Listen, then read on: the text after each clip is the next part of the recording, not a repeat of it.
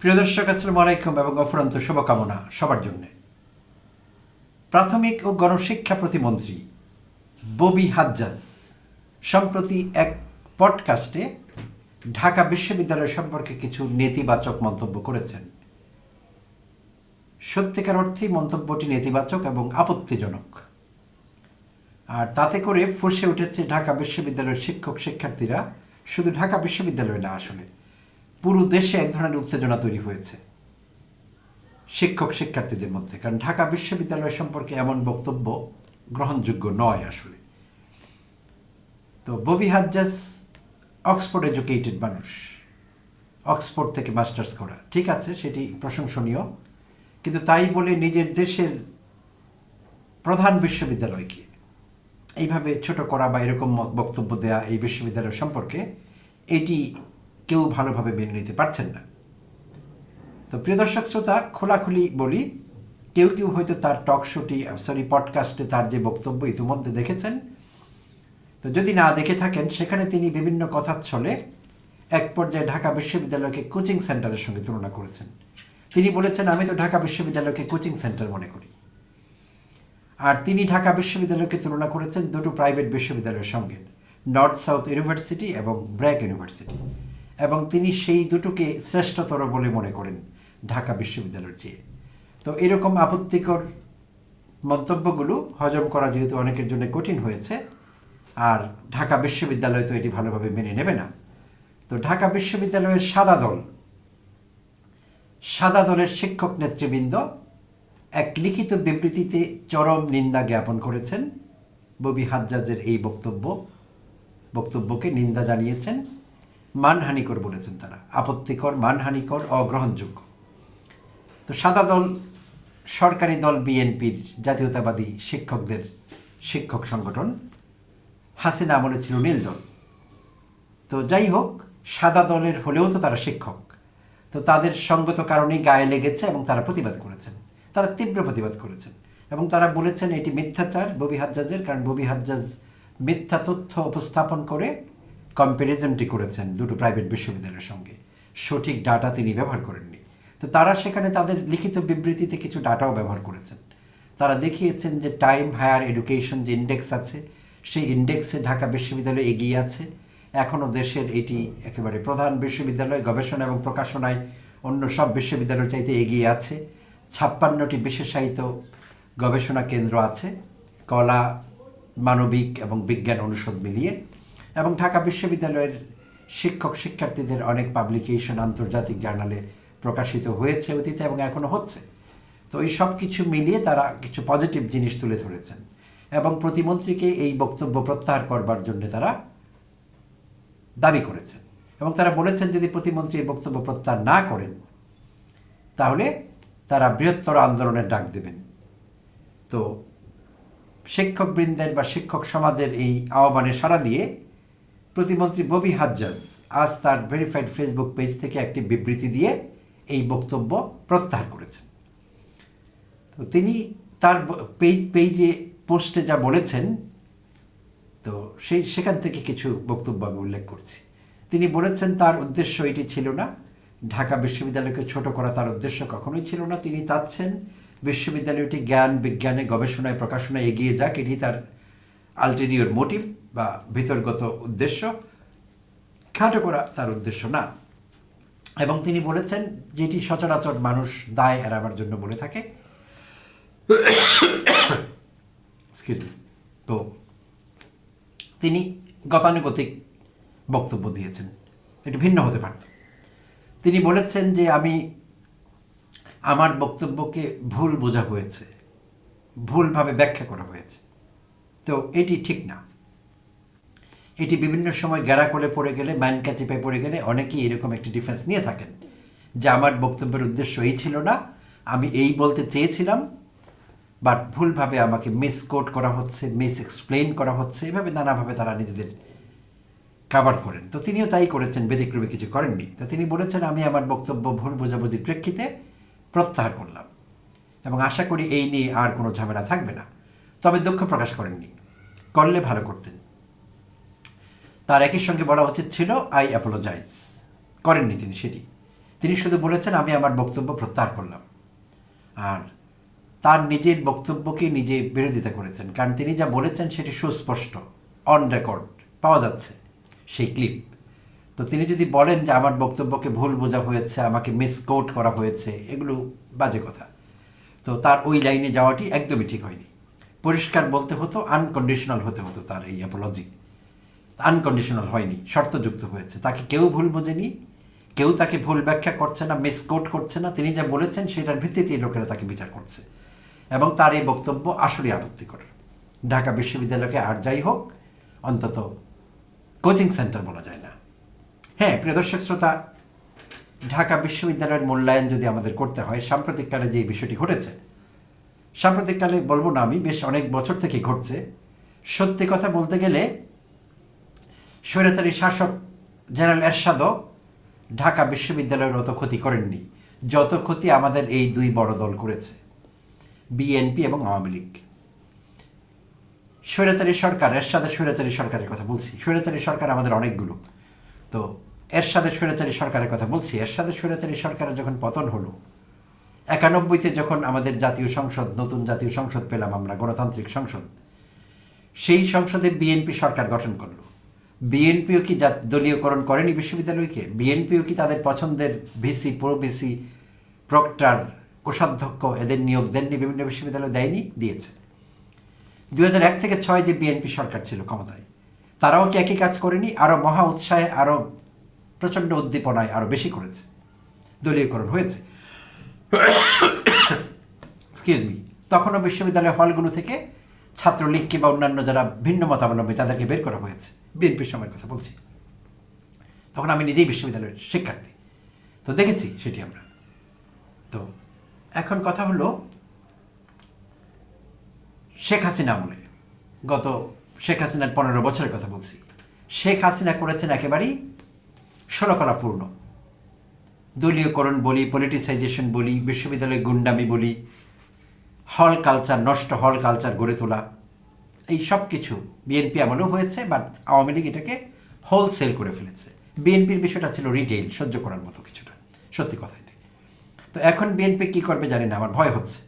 BNP এখনই honeymoon পিরিয়ডে যা করেছে, যেই দলীয়করণ বিশ্ববিদ্যালয়গুলোতে করেছে ভিসি নিয়োগে, আমার ভয় হচ্ছে, আই এম অ্যাফ্রেইড। তো এখন তো এই যে বলছিলাম যে বিশ্ববিদ্যালয়গুলিতে যা হয়েছে, রাজনীতি এবং রাজনৈতিক সন্ত্রাস, গুন্ডামি, এইসব কায়েম করতে গিয়ে, এবং শিক্ষকরা রাজনীতিতে জড়িয়ে পড়ে, শিক্ষকদের সুস্পষ্ট এখানে পার্টিশন হয়ে যাওয়া, একটি সুস্পষ্ট ডিভিশন আমরা দেখতে পাচ্ছি। নীল দল, সাদা দল, আওয়ামী প্যানেল, বিএনপি প্যানেল, সুস্পষ্ট একেবারে, কেউ জাতীয়তাবাদী, কেউ জয় বাংলা। তো শিক্ষকদের এরকম পরিচিতি থাকতে হয় না পৃথিবীর কোনো দেশে। প্রিয় দর্শক শ্রোতা, আমরা আর এমন কোনো বিশ্ববিদ্যালয় পাবো না যেখানে পরিষ্কার বিশ্ববিদ্যালয়ের শিক্ষকরা দুই ভাগে বিভক্ত, মোটা দাগে কোথাও পাবো না আমরা এটি। সেখানে বিশ্ববিদ্যালয়ের শিক্ষক মানে বিশ্ববিদ্যালয়ের শিক্ষক, শিক্ষার্থী মানে শিক্ষার্থী। কারণ বেশিরভাগ দেশে ক্যাম্পাসগুলোতে এই লেজুর বৃত্তির দলীয় রাজনীতি নেই। রাজনীতি আছে বৃহত্তর অর্থে, ছাত্র সংগঠন আছে, ছাত্রদের স্টুডেন্ট গভর্নমেন্ট আছে, ছাত্রদের নিজস্ব দাবি দেওয়ার সুযোগ সুবিধা, রাইটস অ্যান্ড প্রিভিলেজেস, এইসব নিয়ে কথা বলার জন্যে স্টুডেন্ট বডি আছে। কিন্তু এই গুন্ডামির রাজনীতি নেই, দুর্বৃত্তায়নের রাজনীতি নেই। তো শিক্ষকরা ওইভাবে বিভক্ত না, ফলে শিক্ষকরা অপমানিত হননি। জুলাই অভ্যুত্থানের পর আমরা অনেক শিক্ষককে পালিয়ে যেতে দেখলাম, গণপিটুনি খেতে দেখলাম, ম্যান হ্যান্ডেলড হতে দেখলাম, অপমানিত হতে দেখলাম। দুঃখজনক। আমি নিজে অত বড় বিদ্যালয়ের শিক্ষক নই, বাট আমি একজন শিক্ষক। আমার কাছেও খারাপ লাগে যখন শিক্ষকরা এরকম তাদের কলার ধরা হয়, তাদেরকে গণপিটুনি দেওয়া হয়, তারা পালিয়ে যান, তারা হাসিনার সঙ্গে অসৎ আলাপ করেন, ছাত্রদের বিরুদ্ধে কী কী ব্যবস্থা নেবেন। মাকসুদ কামালের কথা বলছি, ভিসি মাকসুদ কামাল, হাসিনার সঙ্গে কী কী কথোপকথন তার, প্রিয় দর্শক শ্রোতা আপনারা শুনেছেন। তো এটি কোনো ভিসির কাজ না, এটি কোনো প্রো ভিসির কাজ না, এটি প্রভোস্টের কাজ না, প্রক্টরের কাজ না, কারো কাজ না, এগুলো গুন্ডাদের কাজ। বাট ভিসি এবং শিক্ষকদের অনেকে এই গুন্ডামিতে লিপ্ত হয়েছিলেন। তো এই গুন্ডামিতে লিপ্ত হওয়ার কারণে তারা মান সম্মান হারিয়েছেন, এবং অনেকেই তাদের থাকবার কথা ল্যাবে, তাদের করবার কথা গবেষণা, তাদের ছাপাবার কথা গবেষণাপত্র, তাদের লিখবার কথা বিদেশি জার্নালে, এইসব না করে তারা করেন গুন্ডামি। তারা দলীয় প্রধান কিংবা প্রধানমন্ত্রীর গাড়ির পেছনে দৌড়ান মন্ত্রী হবার জন্য। তো দৌড় আজকাল খুব ভালো চলছে বাংলাদেশে অনেকেই আজকাল ভবিষ্যতে অলিম্পিকে আমাদের স্বর্ণ এনে দেবে বলে মনে হচ্ছে। যেই হারে দৌড় চলছে, বিশ্ববিদ্যালয়ের শিক্ষকরাও সেই দৌড়ে পিছিয়ে নেই। খুব লজ্জার, ঘৃণার, কলঙ্কের এই বিষয়গুলো আমাদের জন্য। তো সেই বিশ্ববিদ্যালয়ের শিক্ষকরা আবার সম্মানও দাবি করেন, হয় না দুটো একসঙ্গে। গুন্ডামিকে প্রশ্রয় দেওয়া, গুন্ডামি প্রতিষ্ঠিত করা, ক্যাম্পাসগুলোকে পলিটিসাইজ করা, নিজেকে রাজনৈতিক দলের অ্যাক্টিভিস্ট বলে দাবি করা, গুন্ডামি করা, দৌড় দেয়া প্রধানমন্ত্রীর গাড়ির আগে পেছনে, এইসব করে সম্মান পাওয়া যায় না। শিক্ষকের সম্মান এগুলোর মধ্যে নিহিত নেই। তো এই কথা আমি বোঝাবার কেউ না তাদের অনেক বড় বড় ডিগ্রি। এই যে ভিসি সাহেবরা যতই দলীয়করণ হোক, যা কিছু হোক, দলীয়করণ করে হলেও তাদের একটি মিনিমাম ক্রাইটেরিয়া পূরণ করতে হয়েছে। পিএইচডি লেগেছে, অনেক কিছু লেগেছে। তো এই যোগ্যতাগুলো তাদের আছে। তো এই যোগ্যতা সম্পন্ন লোকেরা তাদের মান মর্যাদা সব কিছু ধুলোই লুটিয়ে দিয়েছেন গত অন্তত 3 দশকে আমি বলবো। তো খুব খারাপ প্রবণতা। আর তাতে করে বিশ্ববিদ্যালয়ের লেখাপড়ার মান কম্প্রোমাইজড হয়েছে, এতে কোনো সন্দেহ নেই, এটা অস্বীকার করবার কোনো কারণ নেই। আমরা বিভিন্ন সময় দেখেছি, বিভিন্ন জরিপে এসেছে, বিভিন্ন গ্রুপ অফ কোম্পানিজ, বিভিন্ন কর্পোরেট সংস্থা তারা বলেছে তারা স্নাতকদের কাছে কি দাবি করে, বিশ্ববিদ্যালয়ের স্নাতকদের কাছে, ব্যাচেলার ডিগ্রি বা মাস্টার যারা নিয়েছেন, গ্র্যাজুয়েট যারা, তাদের কাছে কি দাবি করেন, কর্মক্ষেত্রে তাদের চাহিদাটি কি। সেই চাহিদা তারা পাচ্ছেন না, তাদের চাহিদা পূরণ হচ্ছে না। তারা বলেছেন সার্টিফিকেট পাচ্ছি, গ্র্যাজুয়েট পাচ্ছি, কিন্তু তাদের মধ্যে কোয়ালিটি নেই, কোয়ালিটি পাচ্ছেন না তারা কোয়ালিটি গ্র্যাজুয়েট পাচ্ছেন না, গ্র্যাজুয়েট পাচ্ছেন। তো এখন দুঃখজনক এটি। একজন বিশ্ববিদ্যালয়ের শিক্ষার্থী, ঢাকা বিশ্ববিদ্যালয়ের, দেশের শ্রেষ্ঠ বিশ্ববিদ্যালয়ের, তাকে ভাইবা বোর্ডে নেওয়া হলো। তিনি সেখানে আন্ডার পারফর্ম করছেন, ভালো কথা না। সেখানে ঢাকা বিশ্ববিদ্যালয় গায়ে লাগিয়ে রাখলে কোনো লাভ হবে না, ফু দিলে কোনো লাভ হবে না, যতই লোগো, যতই স্টিকার, যা কিছু লাগানো হোক, কোনো লাভ হবে না। ভাইবা বোর্ডে গেলে যোগ্যতার প্রমাণ দিতে হবে। তারা যোগ্যতার প্রমাণ বহু বছর থেকে দিতে পারছেন না। এটা আমার কথা না, বিভিন্ন জরিপে উঠে এসেছে সেটি। তো আর বিদেশে দেখেছি, সম্প্রতি পাকিস্তানের একটি প্রোগ্রামের, স্কলারশিপ প্রোগ্রামের আওতায় পাকিস্তানি বিশ্ববিদ্যালয়গুলো আগামী 5 বছরে সম্ভবত 5,000 শিক্ষার্থী নিচ্ছেন ফুল স্কলারশিপ দিয়ে, ফুল ফান্ডেড। তো এইটি নিয়ে একটি মহল আবার তাদের গায়ে চুলকানি শুরু হয়েছে। পাকিস্তান নাম শুনেছে তো, তাই এখন রাজাকার আলবদর, ওদের ওখানে আমাদের কি, অনেক কন্টেন্ট ক্রিয়েটার কন্টেন্ট বানাতে শুরু করেছে। আমরা কি ওদের চেয়ে আগে না পিছিয়ে? আমরা অনেক পিছিয়ে। বিশ্ববিদ্যালয়ের শিক্ষার ক্ষেত্রে, উচ্চশিক্ষার ক্ষেত্রে আমরা পাকিস্তানের চেয়ে অনেক পিছিয়ে। পাকিস্তানের বেশ কয়েকটি বিশ্ববিদ্যালয় ওয়ার্ল্ড র্যাঙ্কিংয়ে খুব এগিয়ে আছে, আমাদের চাইতে অনেক অনেক এগিয়ে আছে, আর আমরা অনেক পিছিয়ে আছি। আর বিদেশে আমার অনেক পাকিস্তানি গ্র্যাজুয়েটের সঙ্গে কাজ করবার, সোশ্যালাইজ করবার সুযোগ হয়েছিল। প্রত্যেক গ্র্যাজুয়েটকে, এবং আমি ব্যাচেলার বা মাস্টার্স করা পাকিস্তানি এডুকেটেড মানুষগুলোকে আমি কোয়ালিটি প্রোডাক্ট হিসেবে পেয়েছি। অর্থাৎ সেই বিশ্ববিদ্যালয়ে সত্যিকার অর্থে কোয়ালিটি প্রোডাক্ট তৈরি করেছে। তারা যেমনি ইনডেপথ আলাপ করতে পারে যে কোনো টপিক নিয়ে, তেমনি তাদের ইংরেজি ভাষা জ্ঞান অসাধারণ, ইংলিশ প্রফিসিয়েন্সি ওয়ার্ল্ড ক্লাস একেবারে।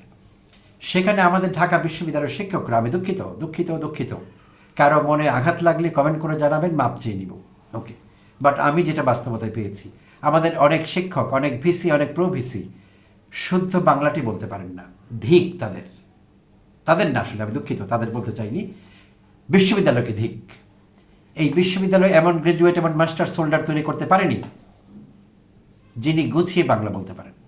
আজকাল প্রিয় দর্শক শ্রোতা, আমি চ্যালেঞ্জ করে বলছি, দায়িত্ব নিয়ে বলছি, আপনি যদি 10 জন গ্র্যাজুয়েটের সঙ্গে কথা বলেন, কোনো পাবলিক ইউনিভার্সিটি থেকে পাশ করা কিংবা ঢাকা ইউনিভার্সিটি স্পেসিফিকলি, 10 জনের মধ্যে আপনি 10 জনই পাবেন তারা ভালো বাংলা জানেন না। কি ভয়ঙ্কর কথা এটি!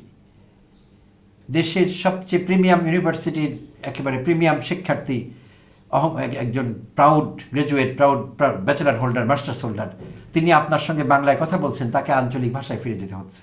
অনেক কষ্ট করে চেষ্টা করে 1 মিনিট বলতে পারলেও দ্বিতীয় মিনিটে তিনি জায়গায় থাকতে পারবেন না। গুরুচণ্ডালী হবে, সাধুচরিতের মিশ্রণ হবে, যাচ্ছে তাই ভাষা চলে আসবে তার। হ্যাঁ, আঞ্চলিক ভাষাকে আমি ঘৃণা করি না, আমার নিজেরও আঞ্চলিক ভাষা আছে। আমি আপনাদের সঙ্গে এখন যেই ভাষায় কথা বলছি, আমি আমার গ্রামের বাড়ি গেলে এই ভাষায় কথা বলবো না। আমি আমার আপনজনের সঙ্গে আমার গ্রামের, আমার এলাকার আঞ্চলিক ভাষায় কথা বলবো, এবং বলতে আমি গর্ববোধ করব। কিন্তু আমি যখন আপনাদের সঙ্গে কথা বলছি, বলুন তো, আমি যদি এখন আমার আঞ্চলিক ভাষা শুরু করি, অনেক শব্দ আছে, অনেক কিছু আছে, আপনি বুঝবেনই না আমি কী নিয়ে কথা বলছি। তাই আমি যদি নিজেকে অন্তত উচ্চশিক্ষিত না হলেও একজন শিক্ষিত মানুষ বলে দাবি করি, ফার্স্ট ক্লাস সিটিজেন বলে দাবি করি দেশের, আমার এইটুকু যোগ্যতা থাকতে হবে যে আমি গুছিয়ে বাংলা বলতে পারি। অন্য এলাকার লোকেরা আমার বাংলা বুঝবে, আমার বাংলাটি স্ট্যান্ডার্ড প্রমিত বাংলা। আবার যখন দরকার হবে আমি সুইচ করব, এবং এই সুইচিংটি হতে হবে স্মুথ। হচ্ছে না, ঢাকা বিশ্ববিদ্যালয় সেরকম গ্র্যাজুয়েট তৈরি করতে পারছে না, দুঃখজনক। তো সাম্প্রতিককালে আমি এক ভিসির একটি ভিডিও বক্তব্য শুনছিলাম, আমি লজ্জা পেয়েছি, বিশ্বাস করুন, আমার কান এটা নিতে পারছিল না। তিনি যা তা বলছিলেন বাংলা, আমি খুব লজ্জা পাচ্ছিলাম। আমি চিন্তা করছিলাম তিনি কী করে ভিসি হলেন। আচ্ছা, এরপর পাশাপাশি আমি একজন প্রভিসির একজন প্রক্টরের বক্তব্য শুনলাম। তো দেখলাম প্রক্টরের যোগ্যতা তার চেয়ে বেশি, বাই ডেফিনেশন তার পিএইচডি বেশি, ইত্যাদি ইত্যাদি। তো আমি ভাবলাম তিনি হয়তো ভালো বাংলা বলবেন, আমি আরও লজ্জা পেলাম, তার বাংলা আরও খারাপ।